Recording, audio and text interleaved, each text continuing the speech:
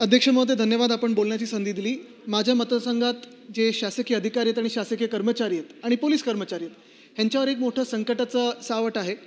सावली बिल्डिंग ही खरं तर आम्ही BDD चाळीचा पुनर्विकासात घेतली होती महाविकास आघाडीच्या काळात. सावली बिल्डिंगचा समावेश आम्ही BDDमध्ये स्पेशल प्रोजेक्टमधून केलेला. अचानक असं कानावर येते की सावली बिल्डिंगला त्या BDD चाळीच्या पुनर्विकासातून काढलं गेलेलं आहे. ठराविकच लोक आहेत जे पात्र होते आणि ज्यांना तिथे घरं मिळायला पाहिजे होती. असा काही फार मोठा फरक पडणार नाही कमर्शियली वगैरे BDDवर. तर माझी सरकारकडे ही विनंती राहील, आवर्जून आग्रह राहील की सावली बिल्डिंग ह्याला पुन्हा एकदा BDD चाळीच्या पुनर्विकासात घ्यावं. दुसरं म्हणजे पोलीस कॅम्प माझ्या मतदारसंघात आहेत, मुंबईत अनेक मतदारसंघात आहेत. तिथे जे रिटायर्ड पोलीस कर्मचारी आहेत त्यांच्याकडून दंडनीय शुल्क देखील आकारला जातो आणि त्यांना आता बाहेर काढण्याची देखील प्रक्रिया ही सुरू केलेली आहे. माझी विनंती हीच राहील की एका बाजूला दंडनीय शुल्क हा कमी करण्यात यावा, कारण तो आत्ता खूप जास्ती आहे. दुसरं म्हणजे जर शुल्क घेतच असाल तर त्यांना तिथून काढण्याची गरज काय.